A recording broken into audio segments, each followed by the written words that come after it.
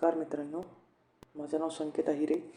माझी नुकतीच 2024च्या कंबाईन परीक्षेमध्ये महाराष्ट्रातून रँक 14 येऊन AS1 आणि STI या दोन्ही पदांवर निवड झाली आहे. बऱ्याच विद्यार्थी मित्रांनी मला बुकलिस्टबद्दल प्रश्न विचारले होते, तर माझी बुकलिस्ट मी शेअर करत आहे. हिस्ट्रीसाठी मी समाधान महाजन सरांचं पुस्तक वापरलं होतं. ॲक्च्युली मी राज्यसेवा ओल्ड पॅटर्न म्हणजे ऑब्जेक्टिव्ह परीक्षेचा अभ्यास करत असल्यामुळे काही पुस्तकं राज्यसेवेची देखील वापरली आहेत. पण आपण कंबाईनसाठी स्वतंत्ररित्या विचार केला तर ही पुस्तकं वापरू शकता. हिस्ट्रीसाठी समाधान महाजन सरांचं पुस्तक पार्ट 1 आणि पार्ट 2 आता दोन्ही पार्ट आले ते वापरू शकतात तुम्ही. जॉग्रफीसाठी तुम्ही महाराष्ट्राच्या भूगोलासाठी हा मेन फोकस असतो कंबाईन परीक्षेचा, तर त्यासाठी सौदी सरांचं किंवा दीपस्तंभ प्रकाशनाचं पुस्तक वापरू शकता.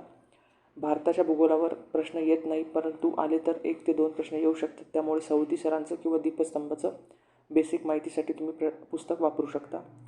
पॉलिटीसाठी मी M लक्ष्मीकांत सरांचं पुस्तक वापरलं होतं. काही मुलं कोळंबे सरांचं वापरतात, तेही वापरू शकतात. इकॉनॉमिक्ससाठी मी किरण देसले सरांचं पुस्तक वापरलं होतं. कोळंबे सरांचं पुस्तक देखील तुम्ही वापरू शकतात. सायन्ससाठी मी सचिन बस्के सरांचं पुस्तक वापरलं होतं. त्यानंतर मॅथ्स आणि रिजनिंगसाठी मी सचिन ढवळे सरांचं, अभिषेक ठिगळे सरांचं आणि अजून म्हणजे मॅथ्स रिजनिंगची भरपूर पुस्तकं मार्केटमध्ये आहेत आणि सर्व पुस्तकांचा एक बेसिक डेटा तोच आहे, म्हणजे एक PYQ आहेत त्यामध्ये आणि काही कॉमन ट्रिक्स दिलेले आहेत. त्यामुळे मॅथ्स रिजनिंगसाठी तुम्ही कोणतेही पुस्तक वापरू शकता, फक्त जास्तीत जास्त प्रॅक्टिस करणं हे गरजेचं आहे. आणि चालू घडामोडी करंट अफेअर्ससाठी तुम्ही सिम्प्लिफाईडचं इयरबुक वापरू शकता किंवा पृथ्वीची परिक्रमा जे काय मंथली असतं ते वापरू शकता. मी दोन्ही वापरले होते, पण एकच वापरावं. मी सिम्प्लिफाईडचं वापरलं होतं नंतर रिव्हिजनसाठी. सो तुम्ही देखील तुम्हाला जे सुटेबल वाटतं, जे महत्त्वाचं म्हणजे तुमच्या दृष्टीने जे योग्य वाटतं ते तुम्ही वापरू शकता. आता ही झाली बुकलिस्ट.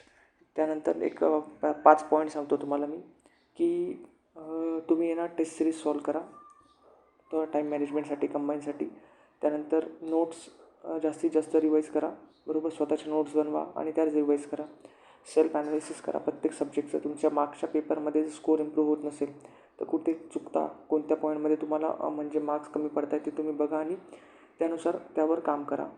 त्यानंतर स्वतःचं लॉजिक डेव्हलप करा. काही प्रश्नांमध्ये नक्कीच लॉजिक असतं आणि त्या लॉजिकमुळेच आपल्याला एक 4 ते 5 मार्काची लीड म्हणू शकतो ती नक्कीच मिळते. आणि मॅक्सिमम PYQ सॉल्व करण्याचा प्रयत्न करा, कारण जुन्या प्रश्नाला फॉलो करूनच आयोग नवीन पेपर बनवत असतं. त्यामुळे PYQचा जेवढा आयडिया तुमच्या मनामध्ये असेल तेवढं जास्त तुम्हाला आयोगाचा पेपर किंवा मग अभ्यास करण्यासाठी मदत होऊ शकते. त्यामुळे हे 5ही पॉईंट तुम्ही लक्षात ठेवा आणि मी अजून नक्कीच पुढे व्हिडिओ बनवत जाणार आहे. ही एक शॉर्ट व्हिडिओ होती बुकलिस्टची, की म्हणून मी शेअर करत आहे. नक्कीच आपल्याला प्रत्येक सब्जेक्टसाठी मी स्ट्रॅटेजीसाठी सुद्धा एक व्हिडिओ बनवेल. तोपर्यंत तुम्ही आपल्या चॅनलला सबस्क्राईब करा, इंस्टाग्राम चॅनलला पण सबस्क्राईब करा. थँक्यू सो मच आणि तुमच्या येणाऱ्या सर्व परीक्षांसाठी तुम्हाला ऑल द बेस्ट. थँक्यू.